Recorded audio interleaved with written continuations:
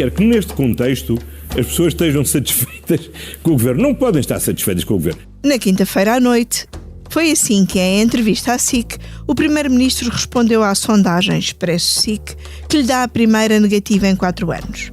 Vinha de uma conferência de imprensa em Almada que durou 2 horas sobre o plano Mais Habitação e que começou assim. Bom, muito boa tarde.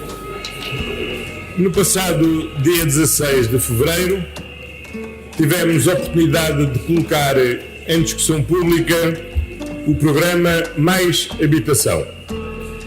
E com esta iniciativa, colocamos no centro do debate político uma questão que é central para a vida dos portugueses: o acesso à habitação. Os apupos, as vuvuzelas e as buzinas ouviram-se ao longo de toda a conferência de imprensa. O tombo do PS nas sondagens, a negativa do Primeiro-Ministro, mas também a contestação social e a coabitação Marcelo-António Costa vão passar pela conversa desta comissão política gravada na tarde de 3 de abril de 2023. Eu sou Eunice Lourenço, comigo tenho um dos habituais comissários, o Vítor Matos. Olá, Vítor. Olá, olá. O outro comissário habitual, o David Diniz, está de férias, só para sossegarmos os ouvintes mais assíduos e que lhe possam sentir a falta. Desta vez tenho comigo a Rita Diniz, que acompanha o PS e o Governo. Olá. E o João Diogo Correia, que escreveu sobre a sondagem no Expresso desta semana. Olá, Sejam todos muito bem-vindos a esta vossa casa. Obrigado. O Expresso faz 50 anos. Celebre connosco e torne-se assinante em expresso.pt. João, primeiro diz-nos lá o que é que aconteceu ao Primeiro-Ministro na sondagem.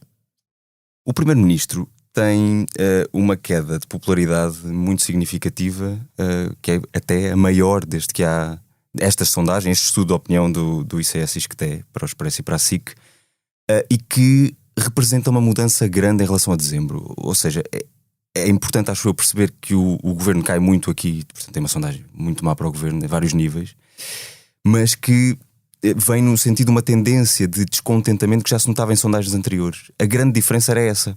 Era precisamente que tanto António Costa como o Governo das intenções de voto, eu sei que já lá vamos, aguentavam um bocadinho o embate desses momentos difíceis do pós-maioria absoluta. Portanto, os primeiros meses são complicados, os meses seguintes, os meses de verão são muito complicados, também falaremos. Os de inverno ainda mais. Os de inverno são complicados e, portanto, o ano passado não foi bom para o Governo de maneira nenhuma.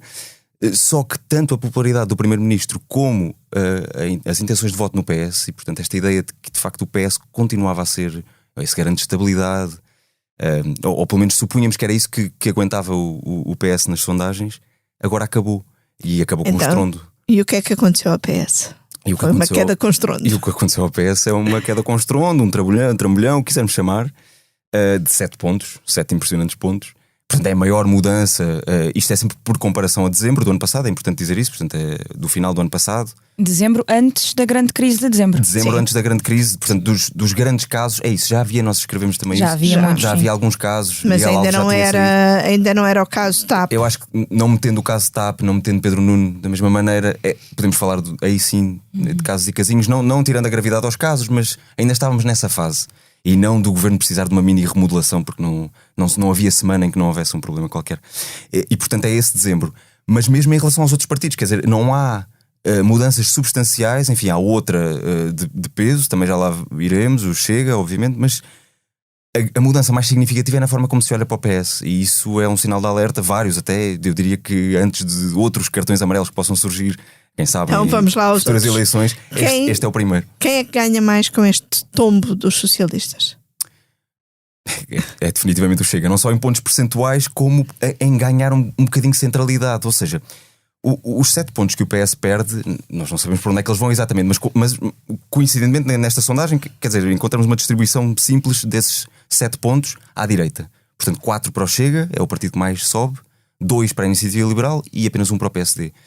Isso não só põe o Chega como partido que mais cresce, o que tem essa relevância, que não é pequena, como faz com que o Chega ganhe centralidade no debate. Porquê? Porque, de facto, com o Chega há uma maioria de direita, neste caso, nesta sondagem, como haverá outras a dar resultados semelhantes. Portanto, a direita chegaria à maioria com o Chega nós mantemos a dúvida, Luís Montenegro tem mantido a dúvida sobre se o PSD está disposto a procurar essa maioria com ou sem o Chega, quer dizer, se o Chega não teria, a esquerda tem maioria, e que abre também perguntas à esquerda e ao PS em particular, porque o PS e o PSD estão empatados, aliás, podia ter começado logo por aí, estão empatados com 30%, e isso pode manter o ónus no PSD, mas pode também passar o ónus para o PS. O que é que o PS está disposto a fazer, a não ser ou nós ou o lodo, ou o pântano, não é uma palavra muito boa para os especialistas, ou nós ou não há nada, ou é nossa obrigação garantir a alternância de poder e abrir aqui outras possibilidades para manter a extrema-direita fora do governo. Só para concluirmos este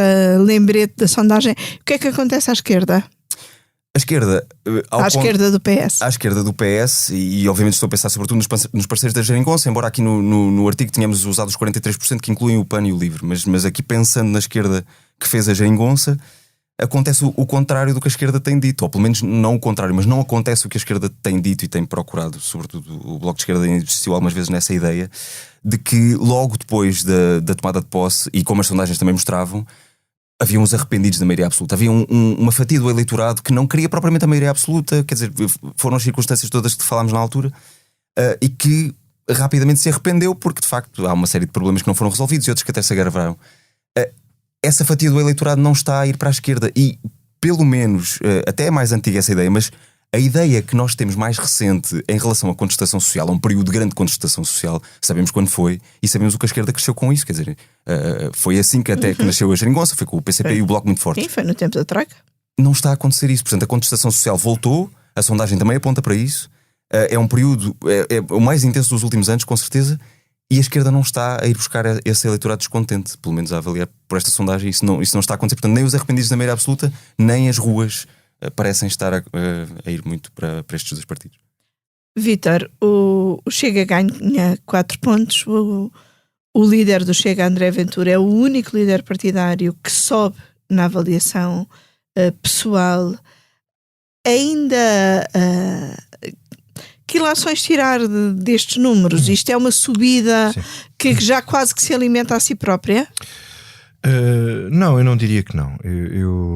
Enfim, nós olharmos para a sondagem, eu acho que para além da grande, enorme penalização do PS em intenções de voto, que apesar de tudo a equipa das sondagens, especialistas dizem que isto são intenções de voto não plenamente cristalizadas, eu acho que é muito, muito relevante, a par deste trambolhão do PS, a não subida do PSD.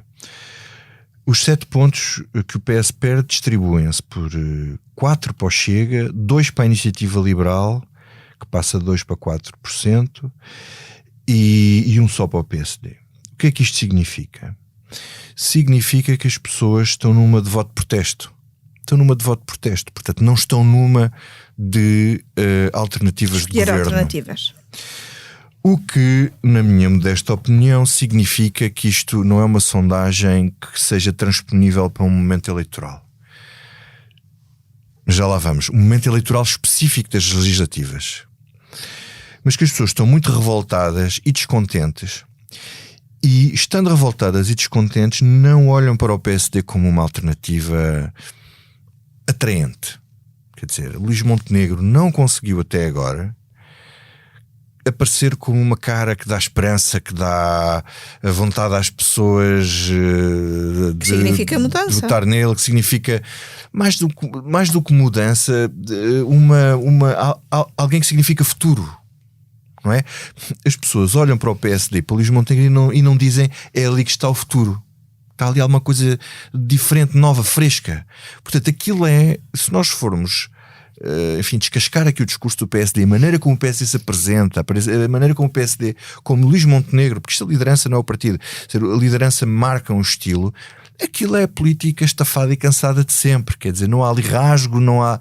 Eu não vejo, pelo menos, enfim, já olho para isto há uns anitos, e não vejo ali nada muito diferente. Se compararmos... Um dos comentários à sondagem nas redes sociais foi de Luís Paixão Martins, que questionava como é que seria o resultado se fosse em quem é que votava para Primeiro-Ministro. Eu acho que ele tem razão. Luís Paixão Martins, para quem não sabe, é um construtor de maiorias absolutas. Sim. Vais usar a palavra guru? Um consultor de comunicação, não, eu estava a tentar fugir a essa palavra. Consultor de comunicação veterano e com bastantes provas dadas, e que escreveu agora recentemente um livro Como não perder uma eleição, que eu recomendo a todos os political junkies. Ainda não tinhas dito political junkies hoje. É como perder. Como perder. A piada era essa.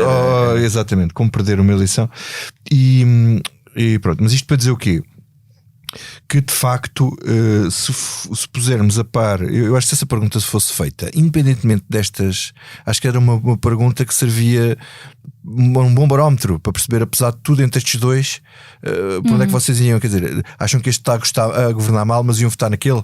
Isso seria fundamental. Agora, a questão do Chega aqui realmente, estavas a dizer que ganhou centralidade. Ele já estava, mas tem-se vindo a reforçar. É como se tornasse mais urgente este debate e esta clarificação. Não, mas isto é terrível, porque assim, repara, o CDS nunca teve 13% nas sondagens, meus amigos. E era a direita envergonhada, o voto envergonhado. Era o voto envergonhado. E o CDS tinha 12% nas eleições e nas sondagens, sei lá, tinha para aí 8 ou 6. 8 era. Pronto. Agora é o voto desavergonhado. Então, isto por acaso, esta sondagem é voto na urna. É isso que era importante. E, portanto, também. as pessoas não têm medo de dizer, não vão dizer que votam no Chega. Vergonha.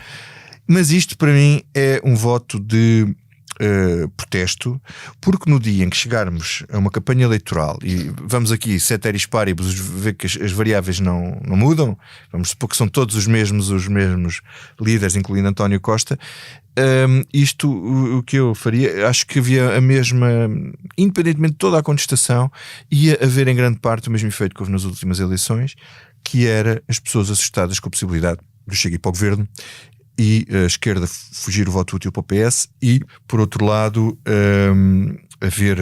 tinha que haver voto útil naturalmente no PSD.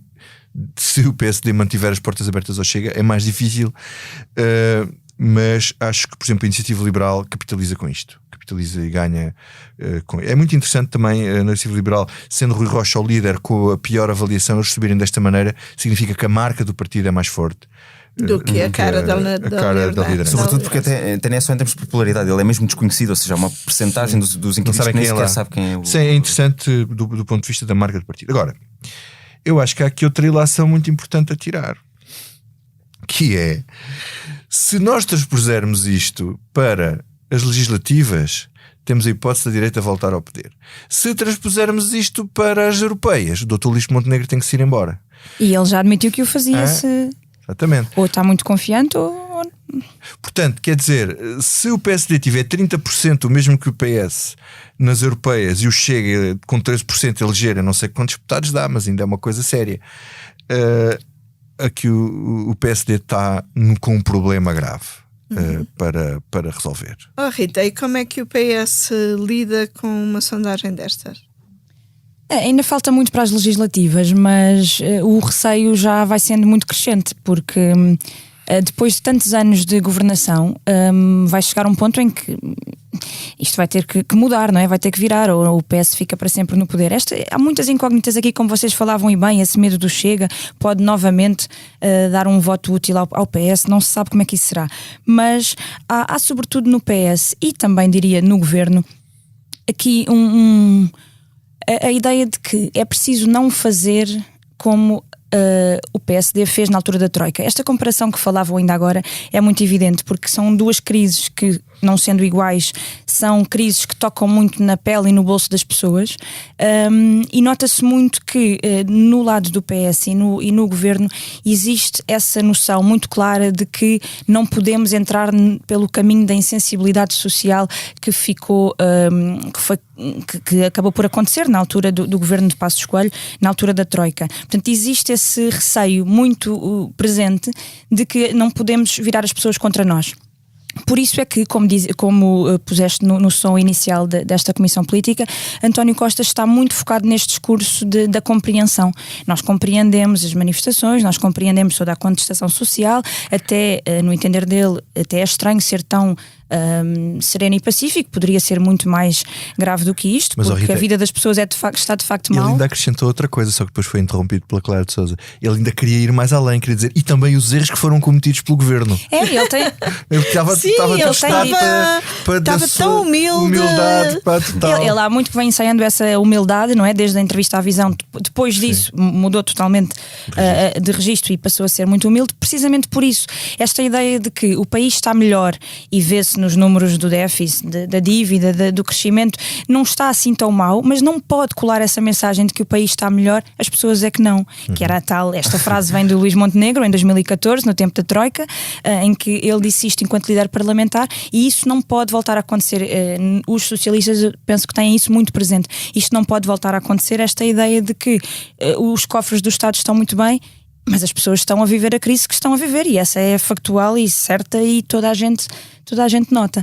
Portanto, esta ideia de dissociação, não é? De o governo não estar alinhado com o sentimento dos portugueses, fogem dela como. E já se começa a notar a preocupação com o próprio eleitorado fixo, entre aspas, socialista. Exatamente. E na sondagem os dados mostram um bocadinho isso, não é? Que já há muito descontentamento no eleitorado tipicamente socialista, nos pensionistas que começam a virar. E o caminho tem que ser esse, diria, do lado do PS, que ainda tem, embora haja europeias, regionais, autárquicas, muitos períodos eleitorais pela frente. As legislativas são só em 2026 e até lá vai ter que haver esse caminho de recuperação desse eleitorado, seja os funcionários públicos, os professores, seja os pensionistas que levaram logo o primeiro pacote de medidas de apoio à inflação, começou por ter logo essa medida para os pensionistas que foi muito mal vista, que foi supostamente um primeiro, como é que era, meia pensão adiantada. Foi um grande erro político, acho que toda a gente neste momento o reconhece. Houve ali um adiantamento, truque, mas passou a ideia do truque, um truque que dava-se agora e prejudicava-se depois. Pronto, e que portanto a atualização das pensões daqui para a frente ficou prejudicada por causa dessa alteração da fórmula de cálculo que o governo fez logo no início desta crise inflacionista. Portanto, esse caminho de recuperação dos pensionistas, que são um eleitorado importantíssimo, também dos funcionários públicos, vai ter que começar a ser feito agora, nomeadamente no Orçamento do Estado para 2024, com mexidas no IRS. O líder parlamentar do PS já disse que iriam por aí. Portanto, isso está muito presente, penso eu, na cabeça dos socialistas, de que têm que fazer este caminho de recuperação do eleitorado perdido, como se vê nesta sondagem, que, como disse também o Primeiro-Ministro, não surpreende. Na entrevista à SIC, o Primeiro-Ministro às tantas compara e relativiza um bocadinho o descontentamento com o Governo e compara com os tempos da pandemia. Como aliás, se for ver as sondagens no pico da pandemia, onde tivemos de tomar decisões horríveis, obrigar as pessoas a ficar em casa, fechar os restaurantes, fechar os bares. Mas nessa fase tinha grande parte do país consigo. Não, mas se você ver as sondagens, houve momentos de grande impopularidade também, insatisfação, mas governar é isso, nós não podemos estar a governar só para termos aplausos, quer dizer, ficamos com quem essa frase. Governa tem os dias bons e os dias ficamos maus. Com essa frase no e final, também os erros comete, seguramente. Lá está os erros. João, o Primeiro-Ministro compara esta situação a algumas alturas da pandemia, mas nós até publicámos juntos a avaliação da economia a par da avaliação do Governo, e não é bem assim, não é? Não é bem assim, ou seja, é verdade a parte da avaliação da economia, ou seja, o pessimismo em relação à situação económica no país era enorme nessa altura da pandemia, portanto estamos a falar mais ou menos, sobretudo quando passa o primeiro confinamento, que é quando começa a haver os impactos desse ficar em casa durante aqueles meses todos, portanto em setembro de 2020, novembro de 2020 até abril mais ou menos de 2021, entretanto depois meteu-se aquele 2021 agitado, que acaba com a queda do governo, etc. Portanto nessa altura do pós-primeiro momento da pandemia, a avaliação da situação económica já era muito complicada, mas aí havia a ideia de que pelo menos, aliás, Portugal chegou a ser dado como exemplo, portanto, que o governo se tinha portado bem e que aquilo era o que era possível fazer. Aliás, não foi, ao contrário do que aconteceu noutros países, aqui não houve muito grande contestação social ao facto das pessoas ficarem em casa. António Costa nunca teve negativa nestes às restrições, e António Costa nunca teve negativa nos estudos. Portanto, a economia estava mal, mas o governo está a fazer o que pode. Simplificando, era mais ou menos isto. Era onde todas as pessoas percebiam que estavam numa situação excepcional. Apesar de embora tinha manifestações noutros sítios que cá nunca tiveste, não é? Sim, e agora também é possível dizer que há condições externas que provocam a situação económica. Os países estão com o mesmo problema, então, tal e qual, o que é que mudou? Inflação, não é? O que é que mudou? Exato. O fator foi externo na mesma, não é? Na pandemia agora. O que é que mudou? Não, acho que o governo tem cometido erros atrás de erros atrás de erros atrás de erros. Até achas que a maioria requentada, cansada? Assim, não é nada cansada, nada requentada, aquilo é uma frescura. Às vezes uma pessoa vai à praça de manhã e quer dizer, até nas soluções.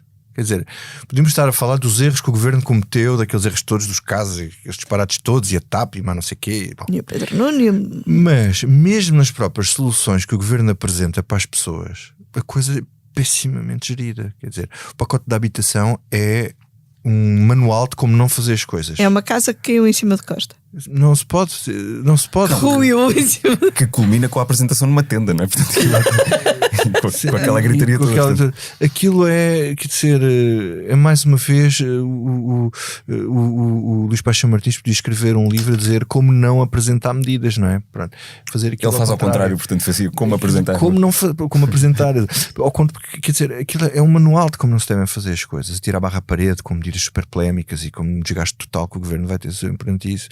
Quer dizer, e não porque são coisas que não vão funcionar. Nós sabemos que aquilo não vai funcionar, é impossível. Eu acho que a diferença acaba por ser um bocadinho essa, porque desta vez, na altura da pandemia, não tinha, por exemplo, o Presidente da República não era o que é hoje, claro, como líder da oposição, a destruir por completo este pacote de habitação ou outras medidas. Portanto, desta vez há muito mais resistência. Os próprios partidos também, na altura, o Rui Rio, muito alinhado na gestão da pandemia, havia assim uma espécie de paz, geral, todos, sim. Quase todos. Sim, havia assim uma espécie a partir de certa altura de acordo nesse sentido. E aqui é essa a diferença. Há muito mais contestação e há muito mais política em jogo, porque na verdade parece-me que a postura do governo acaba por ser a mesma. Essa ideia de que na pandemia fizemos tudo o que pudemos e embora houvesse erros, fizemos tudo o que pudemos. Aqui António Costa procura replicar um bocadinho. Há um papão externo, não é? Há um perigo externo, mas procuram sempre passar esta mensagem de que estamos a redistribuir toda a margem que obtemos aqui, todo o dinheiro que Sim, mas mesmo que essa governo... redistribuição é muito questionável, porque, por exemplo, estas medidas do IVA,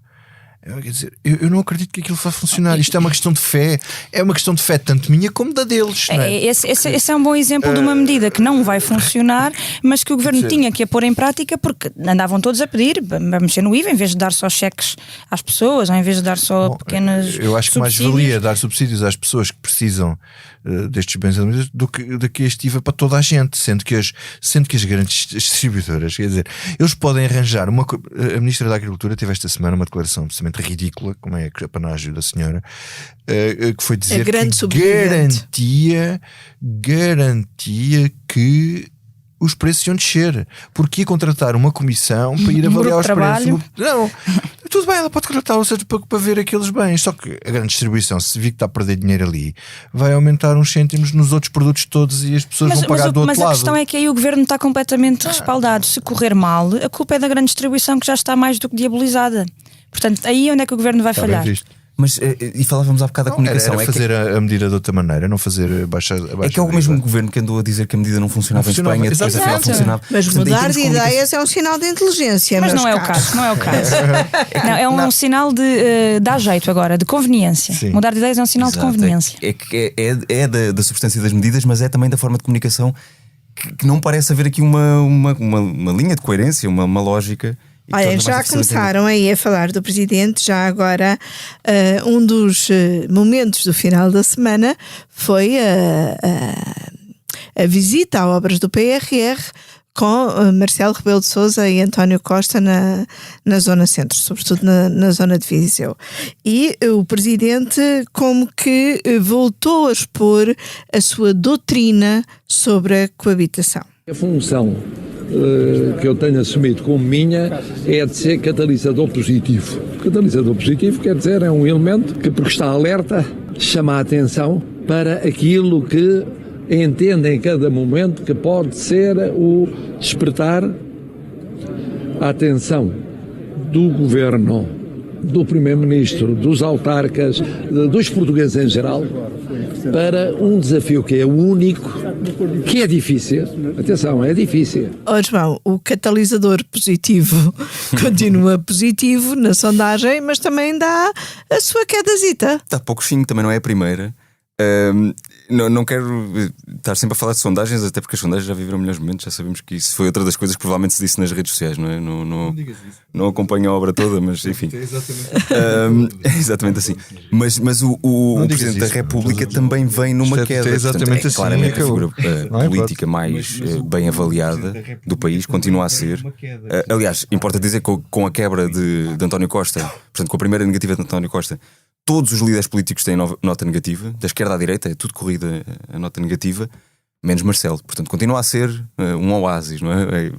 Mas é a primeira vez que deste dos 7. Mas é a primeira vez que deste dos 7. Também ela é uma descida consistente. Eu já não tenho a certeza, eu acho que sim, que na altura da última, portanto em dezembro, como tínhamos falado há pouco, já havia alguma polémica relacionada não só com as declarações em relação aos abusos na Igreja, também com a questão do Qatar, com a ida de Portugal ao Qatar, esquecer um bocadinho os direitos humanos durante um tempo. Enfim, teve ali uma série de declarações que é provável que aconteça, ou que é mais fácil que aconteça a quem fala muito, e de facto Marcelo fala muito, mas nessa sondagem, estou a dizer em contraciclo, porque nessa sondagem o que os portugueses diziam é que não, que o Presidente falava o suficiente e de forma adequada. O que é que ele não fazia? Que ele agisse mais. Não fiscalizava o suficiente o Governo, e essa é uma das funções da Presidência da República.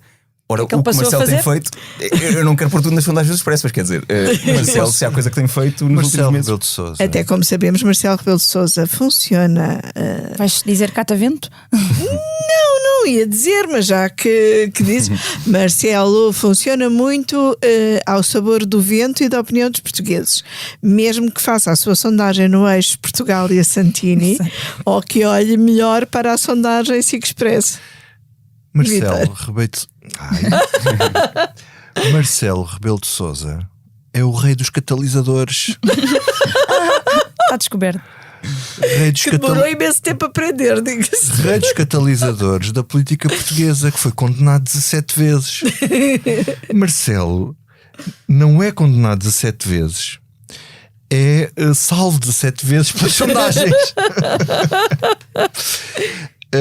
Mas é muito interessante esta jogada do governo. Eu devo dizer que não me lembro de nenhuma coisa deste género. Quer dizer, não me lembro de coabitação em que o governo faz propaganda através do Presidente da República e usa o Presidente como cartaz, pegando mais uma, e amarra o Presidente, quer dizer, leva o Presidente para o terreno e ele vai dizer: não, isto é tudo uma desgraça, e faz uma coisa mais inteligente ainda. Inteligente, esperta, não é? Uma espertice, que leva ao território do PSD, Viseu, Cavaquistão, o Fernando Ruas nas ruas com o Presidente da República. Marcelo não vai para ali desatar a dizer que aquilo não pode ser. Depois tiveram ali um percalço que afinal havia lá uns populares que estavam contra, era o Fernando Ruas e portanto, lamentavam a morte de Almeida Henriques. O António Costa com isto tenta meter o Presidente no bolso e usá-lo como propaganda para o próprio governo. Eu sinceramente, eu acho que o Presidente já não tem margem para fugir a isto, não é? Mas não é propriamente o papel a correr dos catalisadores se deveria submeter. Mas estando mais livre, ou seja, porque estávamos a brincar com a ideia da sondagem, etc., mas com o Marcelo num segundo mandato, já adiantado, mais livre, com António Costa a fazer algumas. Saber livre de quê? Livre de quê? Porque eu acho que Marcelo nunca é livre da apreciação dos portugueses. É um presidente que tem necessidade de ser amado e isso. Ele não vai querer chegar ao fim do seu mandato no estado em que Cavaco Silva chegou, de certeza. Essa é a eleição dele, eu acho. Apesar de não ter eleições, ele tem essa meta na cabeça. Ele quer ser o presidente do povo, não é? Claro. Enquanto Soares era o presidente rei e todos nós era um presidente monarca, não é? Marcelo quer ser o presidente do povo, quer ser assim, tipo a princesa de Gales. Mas ele vai agindo daquela forma que só ele sabe, que é uma no cravo, outra na ferradura. De que só ele sabe e que só ele é perdoado. Mas é que ele tem essa também característica. Há esse lado. Ele tem uma característica que o acompanhou a vida toda. É que patifarias que ele fez a pessoas, se fosse outro, as pessoas não lhe perdoavam.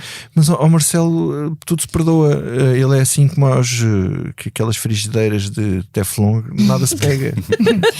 Mas ele ultimamente procura ser um bocadinho mais o líder da oposição e tem sido muito eficaz nisso. Mas era o que falávamos há pouco. Ele dizer que esta maioria é requentada ou cansada tem um peso muito diferente do que se fosse o líder da oposição, ou o Luís Montenegro neste caso. Sim, claro. A dizê-lo, porque obviamente que ele é líder da oposição oposição sendo Presidente da República. Isso é um duplo peso e, portanto, tem uma dupla conotação e um duplo efeito mediático.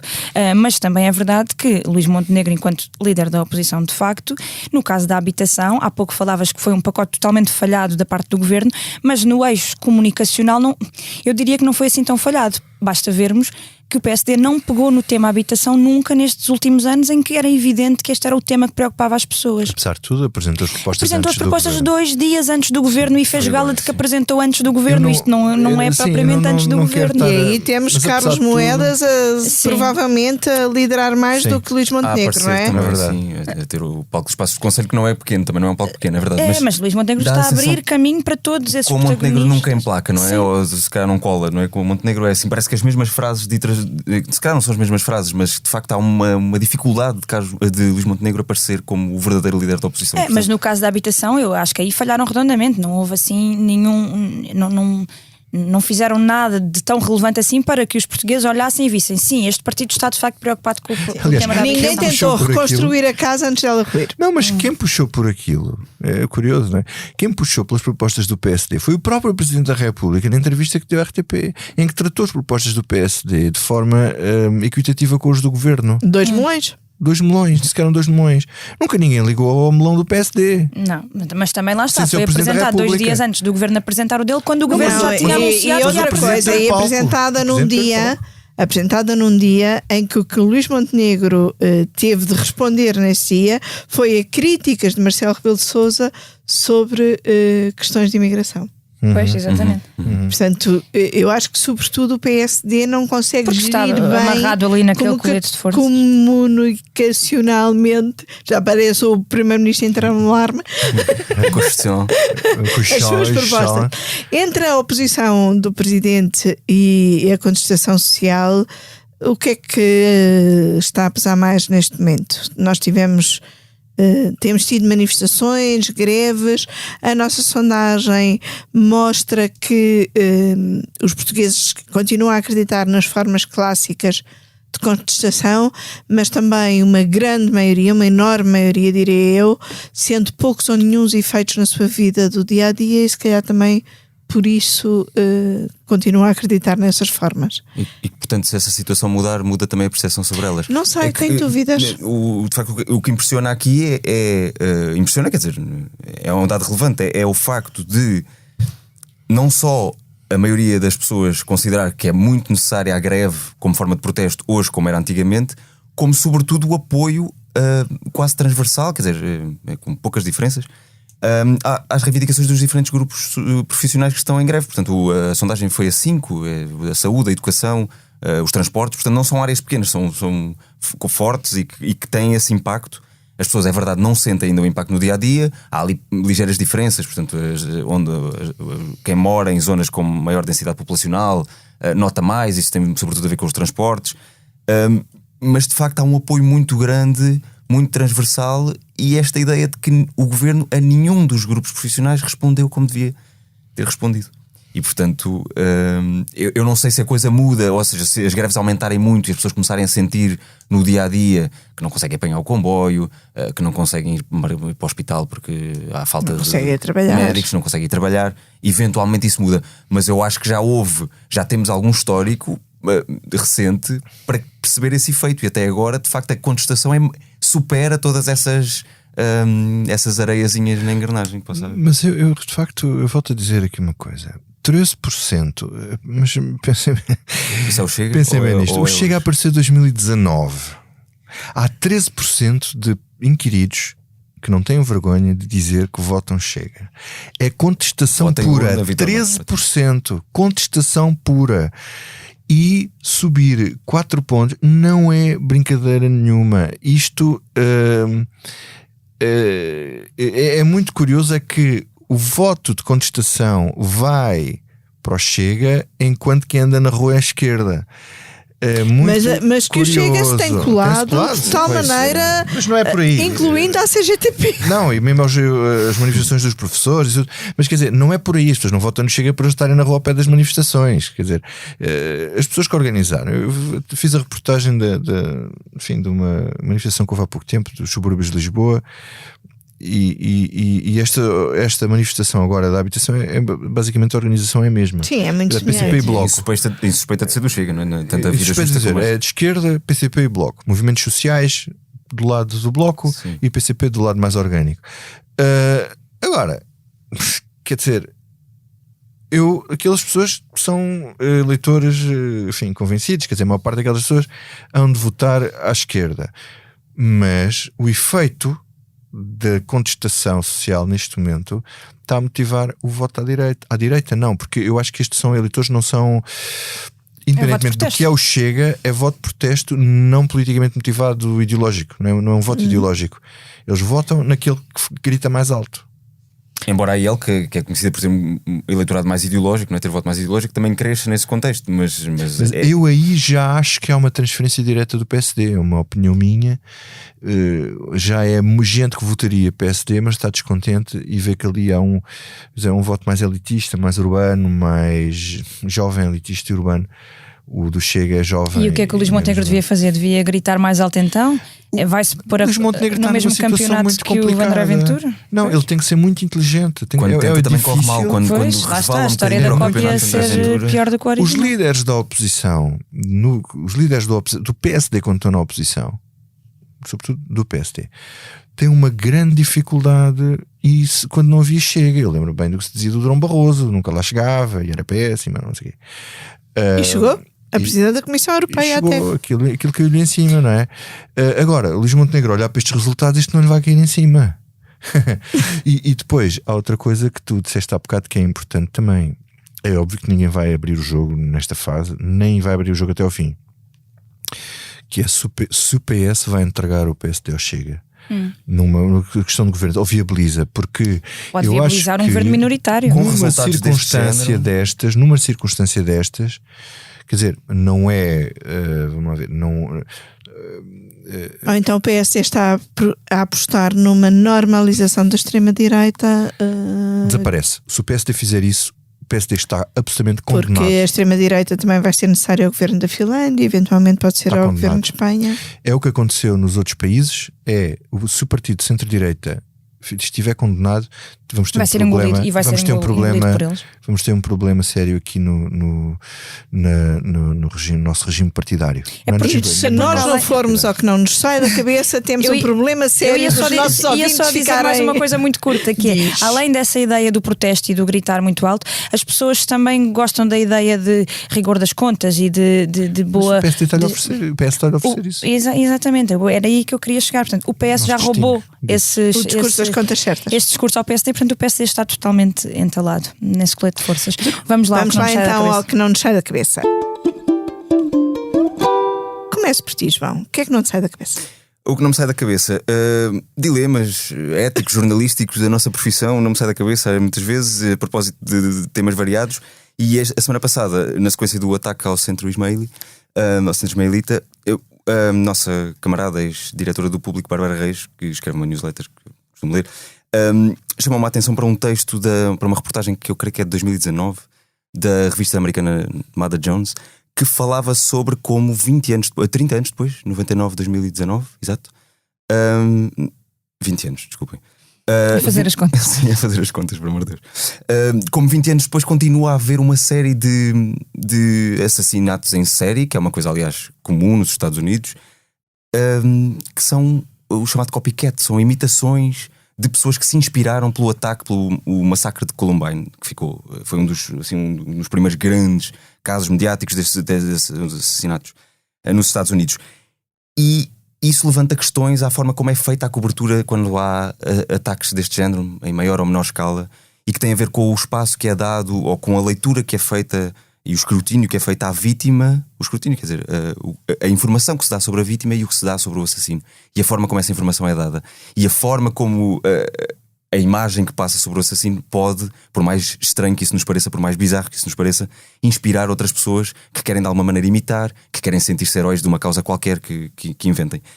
E essa questão voltou a colocar-se agora com o caso português, coloca-se muitas vezes nos Estados Unidos, e levanta-nos questões sobre a forma de abordar este tipo de casos, que não é fácil. Entretanto, já agora também, porque não dá para não falar de habitação, na manifestação da habitação aconteceu uma coisa que não tem bem a ver, mas que também me faz manter o tema na cabeça, que tem a ver com a cobertura jornalística.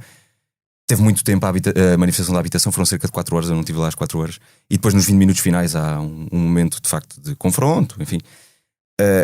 E às vezes é isso que fica como o retrato da manifestação. E portanto isto levanta questões sobre como é que devemos abordar uma série de temas das manifestações. Só dizer uma coisa aqui muito rápida para complementar o que ele diz.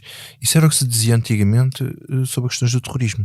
Os terroristas faziam o terrorismo, não estou a dizer o islâmico. Sim. Era o terrorismo da ETA, do IRA, e levantava-se muito estas questões, e jornalisticamente devia-se dar ou não se devia dar. Havia dos correntes. Repara, eu não tenho a certeza. Eu não tenho a certeza. Dá um belo debate. Sei que nós sabemos logo que, como dizia a Bárbara Reis, nós sabemos imediatamente quem é o assassino, a família, o que é que ele fazia, de onde é que vem, e as vítimas demoramos um bocadinho a saber quando chegamos a saber. E portanto o espaço que ocupa o assassino é bastante maior. Hoje sabemos sobre elas. Sim, mas o elemento disruptor é o assassino. Tu queres perceber o que é que leva uma pessoa a fazer, a cometer um crime hediondo. Mas não queres torná-lo. E não sabes quais são os mecanismos psicológicos que levam a outra pessoa a diabolizá-lo. Tu queres compreender o que é que leva uma pessoa a ser quer dizer, uma coisa horrível, o horror, o mal. Quer dizer, o mal é uma coisa que está presente na. Quer dizer, é uma das coisas que eu vou dizer, fascina da pior forma. Mas a humanidade está quase de certeza aí. Mas o fascínio. Meus caros, isto dava todo um outro debate. Lamento. Como é que funcionava a cabeça do Hitler, não é? Sim, não claro, queres, claro. Quer dizer, é claro que também podes querer saber como é que funciona a cabeça da Madre Teresa Mal. E podes fazer coisas sobre os mas não te fascina tanto. Não é? Mas não te fascina tanto. Sim. Vítor, o que é que não te sai da cabeça? Sei que não me sai da cabeça. Olha, continuando na linha do tema do que vai na cabeça dele, eu realmente não me sai da cabeça a reação do André Ventura ao crime terrível e hediondo cometido no centro Ismaili, em que ele escreveu de imediato, antes de saber o que quer que fosse, escreveu de imediato um post que eu passo a reproduzir. Pode alguém ter passado despercebido. Escreveu um tweet imediatamente a dizer que a política de portas abertas sem qualquer controlo deu nisto. O sangue destas vítimas é da responsabilidade do criminoso afegão, mas está nas mãos do governo de António Costa. Isto é absolutamente lamentável do ponto de vista político. Primeiro, porque isto tem aqui 3 pontos. Primeiro, a política de portas abertas não é verdade, porque isto são refugiados afegãos depois da NATO ter saído do Afeganistão e que foram trazidos para Portugal, monitorizados por toda a gente, pelas polícias, enfim, pelo CEF, por tudo. Eles vinham com um quadro. Portanto não foram refugiados nem que chegaram ali abaixo ao Algarve com o telemóvel na mão, como diz o Ventura. O sangue destas vítimas é a responsabilidade do criminoso afegão. Ele aqui usa a palavra criminoso afegão, não é para chamar criminoso ao criminoso, é para chamar criminoso ao povo afegão e aos refugiados afegãos, que é diferente, é coletiviza o crime, o que me parece que é a parte racista e xenófoba grave deste tipo de acusação. Quando todos os outros partidos tiveram preocupações de não generalizar. Embora tenha havido outra pessoa a falar em terrorismo, é usar a palavra. Crime do criminoso, não é um crime dos afegãos refugiados que vieram para Portugal. Sabemos que o Afeganistão tem um regime criminoso, o que é diferente. E depois, o governo está nas mãos de António Costa. Eu acho que isto enfim, isto já vai para lá daquilo que é politicamente admissível, e isto tem 2 efeitos perversos. O primeiro efeito é criar um discurso, não é desculpabilizador do criminoso, mas é de explicar que ele é um crime. Ele não é menos criminoso, ele simplesmente cometeu um crime que não é o que ele diz que ele ensinou que cometeu. Pronto. E o segundo é de levar o PSD a pensar ainda melhor no que anda a dizer, apesar de o secretário-geral do PSD se ter decidido ir debater com André Ventura na TV, o que eu acho que foi um erro. E no entanto 13% para o Chega. Isso. Rita, o que é que não te sai da cabeça? Como estamos com muito pouco tempo, eu vais-me permitir, mas eu vou passar esta parte, porque de facto é uma sorte eu estar aqui a dizer umas coisas, porque a minha cabeça ainda não está cá. Eu tive 2 semanas e meia de férias no Rio de Janeiro e pronto, olha, nem vou dizer mais nada. Vou-te passar a bola aqui. Quem nos ouve não vê a cara da Rita, mas a cara dela diz muito sobre as 2 semanas e meia de férias no Rio de Janeiro. Olha, a mim o que não me sai da cabeça é uma música popularizada por Tony de Matos, que eu vi na Antena 1 num programa com David Ferreira, que por vezes me calha ouvir aos sábados de manhã e de que gosto muito. E a música não me sai da cabeça porque me faz pensar em Marcelo e Costa, me faz pensar na coabitação e por isso no fim desta comissão política gravada à meia da tarde de 3 de abril de 2023, com os cuidados sonoros do João Martins e com a ilustração do Carlos Paes, deixo-vos com Lado a Lado. Meu amor, mas tão longe, como é grande a distância entre nós. O que foi que se passou entre nós os dois, que nos separou? Por é que foi que os meus ideais morreram assim dentro de mim? Ombro a ombro, tanta vez, mas tão longe. Indiferença entre nós, quem diria? O está a querer é que tanto amor, tão profundo amor, tenha acabado. E nós ambos sem amor, lado a lado.